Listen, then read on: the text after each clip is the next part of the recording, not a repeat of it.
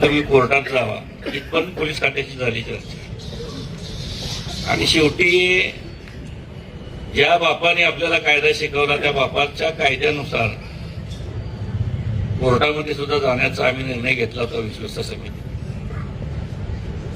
परंतु विश्वस्त समितीच्या एका बैठकीमध्ये असं ठरलं की यावेळेच्या मिरवणुकीमध्ये 135व्या जयंतीच्या मिरवणुकीमध्ये आपल्याला काही बदल करता येतोय. विश्वस्त समितीच्या गेल्या 10 दिवसामध्ये 2 बैठका झाल्या आणि या बैठकीमध्ये विश्वस्त समिती आणि उत्सव समितीचे प्रमुख पदाधिकाऱ्यांनी निर्णय घेतला. 14 तारखेला येणारा जो मंगळवार आहे त्या दिवशी डॉक्टर बाबासाहेब आंबेडकरांच्या प्रतिमेची प्रतिष्ठापना झाल्यानंतर 19ला रविवार येतोय. त्याऐवजी पूर्वीच्या पद्धतीनं 10 दिवसात सप्ताह असायचा वार टू वार असाही आपण प्रयोग करूया. म्हणजे ही चाललेली जी वळवळ आहे हे थांबण्यासाठी पोलीस प्रशासनाला भाग घेणं एक दिवसाने आपला खर्च वाढणार नाही. रविवारच्या ऐवजी सोमवारी एका दिवस मंगळवारी आपली मिरवणूक हा प्रयोग आहे बरं का. शेवटी विश्वस्त समितीचा हा निर्णय आहे की या माध्यमातून जी मोनोपॉली मक्तेदारी आहे ती मक्तेदारी तोडण्याचा प्रयत्न. कारण मध्यवर्तीची पूजा होती 11:30 ते 12:30च्या दरम्यान आणि मग 12:30 वाजता पूजा झाल्यानंतर एकच गाडी महानगरपालिकेची आम्ही आणतो डफरी चौकातनं खालच्या मार्गावर पडू. मग काही गाड्या येतात पहिलं तुझी जाऊ दे पहिलं तुझी जाऊ दे त्यांना अडवणूक कर.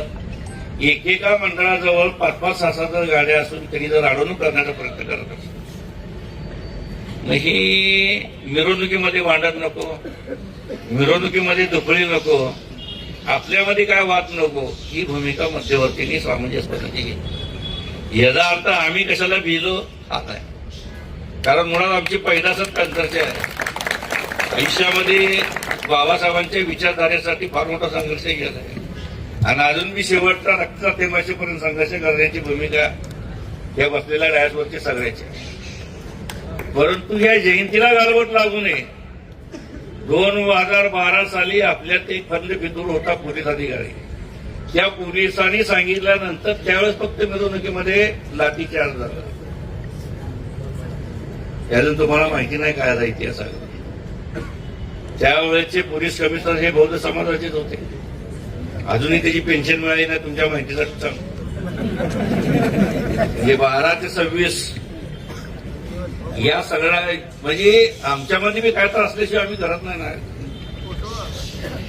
आणि म्हणून आम्ही सांगतोय अगदी की बाबा शेवटी मिरवणूक करणारे जे मंडळ आहेत त्या मंडळाला संरक्षण देणं त्यांच्या सोबत राहणं हे मध्यवर्ती. आणि ही परंपरा आमच्या पूर्वजांनी सुरू केलेली आहे ते आतापर्यंत आम्ही कंटिन्यू केली. म्हणून येणाऱ्या 21 तारखेला मंगळवारी आपण मिरवणुकीचा निर्णय घेतला. त्याचं कारण एवढंच आहे की गेल्या 2 वर्षामध्ये पोलीस प्रशासनाने महाराष्ट्र शासन आता मला तर केंद्रीय मंत्री आहे की मी आणू शकत नाही का सांगा बरं. केंद्र आणतो सगळे सिक्युरिटी बोर्ड उभा करतो सगळे अगदी बीएसएफ फोर्स उभा करतो चालतंय का. पण आम्ही नेत्याला सांगतो साहेब जे मिरवणूक मोठी असते तुम्ही आले की सगळं गोंधळ होतोय कृपा करून तुम्ही हे जनतेला आपल्या आपल्या नेत्याला सांगितलं. तुम्हाला एक किस्सा सांगतो 1980चा तुम्हाला माहिती नसेल. 80 साली सोलापूरमध्ये फार मोठी दंगल झाली हिंदू मुस्लिम दंगल झाली आणि मिरवणुकीचा आपला मार्ग दत्त चौकातून सेंट्रल टॉकीज कडून विजापूर वेस्टला नेण्याचा प्रयत्न केला. 1980 साली मोहन पाटील जिल्हाधिकारी त्यावेळेस आयुक्तालय नव्हतं. राम गावंडे नावाचा एसपी होते त्या काळात राम गावडे पोलीस प्रमुख होते आणि आमचा मार्ग बदलला. त्यावेळेस पारंपरिक मार्गावर मिरवणूक नेतो म्हणून रामदास आठवले सर्वात पहिलं पुढवले तुमच्या माहितीसाठी. आम्ही सर्व पॅन्थरवाल्यांनी साहेबाला विनंती केली साहेब शेवटी आम्हाला सोलापुरात राहतात प्रशासनाचं आम्ही ऐकतो. त्यांनी दिले तर ठीक आहे त्या मार्गाने 1 वर्ष जाऊन बघूया का मध्ये ती. आठवले साहेबांनी आमचं ऐकलं साहेबाला तिथूनच आम्ही पाठवलं. आणि ज्यावेळेस मिरवणूक विजापूर मध्ये आले तर बांधवांना तुम्हाला सांगतो, मुस्लिम बांधवांनी त्या मिरवणुकीचं एवढं मोठं स्वागत केलं, प्रचंड प्रमाणामध्ये स्वागत केलं. मिरवणुकीत आलेल्या सर्वांना सरबत दिलं, फळं दिले, सगळे दिले. आणि प्रशासनाला वाटतं याच्या आईला हित काय तर होईल, पण ह्या दोन्ही मिळून एकत्र झाले. त्यामुळे पुढच्या वर्षी आपल्याला 81 साली आहे ते मार्ग त्यांनी.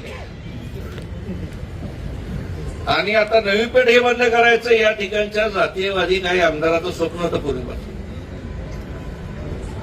आंबेडकर जयंती ही नवी पेठला येऊच नाही, आणि म्हणून हा सगळा खटाटोप होता. आपल्याला काय भांडवळाला हाताशी धरले, काही मदत केली, आणि मग हा प्रकार सुरू झाला. त्याच्या खोलामध्ये जायचं नाही, सगळं आम्हाला बी करता येते. प्रशासन, शासन, शेवटी रस्त्यावरची लढाई आम्ही लढणारे कार्यकर्ते. आणि बाबासाहेबांच्या मिरवणुकीसाठी 78चा किस्सा तुम्हाला सांगतो. 78 अशी दंगल झाली भारतीय पॅन्थरची. 2 दिवस संचारबंदी होती. आपले पूर्वज म्हणत होते की मिरवणूक काढू नका, आम्ही म्हणणार मिरवणूक काढणार. भारतीय रेल्वे पॅन्थरनं प्रत्येक ट्रकमध्ये दगड घालून मिरवणुका काढत्या काळात. हा इतिहास आहे.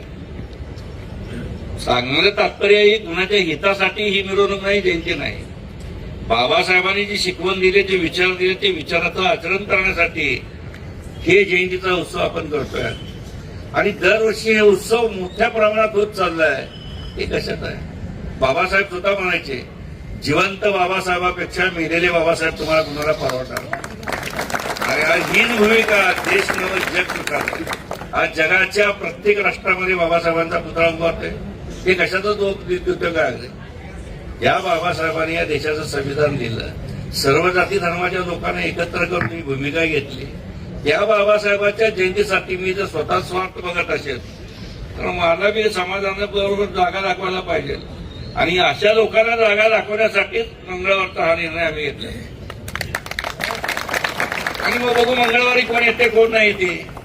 मंगळवारचा निर्णय घेतो म्हणजे आम्ही विश्वस्त समिती शहरातील जयंती उत्सव साजरा करणाऱ्या प्रत्येक मंडळाला आम्ही भेटणार. मंगळवारी मिरवणूक आहे, मिरवणुकीला मंगळवारी याच. आला वेल अँड गुड, नाही आला घरी बसेल. शेवटी समाजात दलित लोक म्हणते तुला वर्गात दिलो, तू का जयंती काढला नाही, तुम्ही गल्ली बघून घ्या. मग तिथे बी डवसाचं काम आमच्या जवळ आहे, कुणाला कुणाच्या अंगावर सोडायचं ही बी कला अवगत आहे. शहरामध्ये 60 वाजता येते, कोण कुठं काय करते सगळं आम्हाला माहिती आहे. त्याच्यामुळे मी कार्यकर्त्याला विनंती करेन की मंगळवारचा यावेळेचा निर्णय आपण सर्वांनी मान्य करूया आणि प्रशासनाला आणि पोलिसाला दाखवून देऊ शेवटी मध्यवर्ती करू.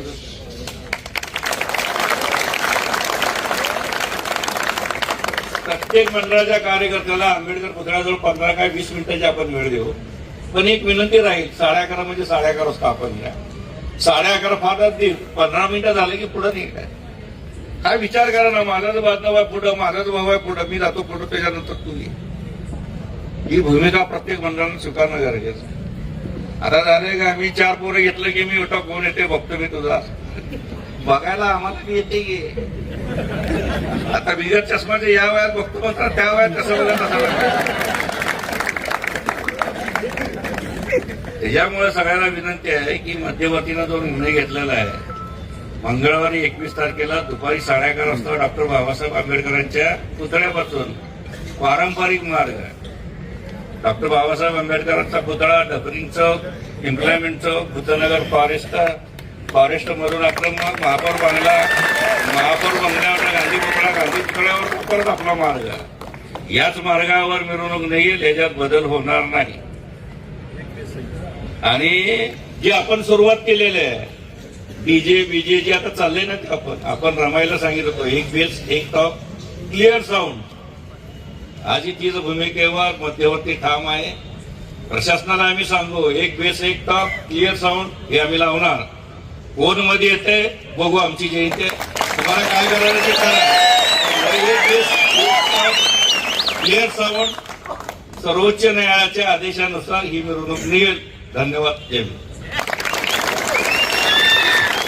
ताज्या घडामोडी जाणून घेण्यासाठी आजच बहुजन आवाज न्यूज चॅनलला लाईक, शेअर आणि सबस्क्राईब करा.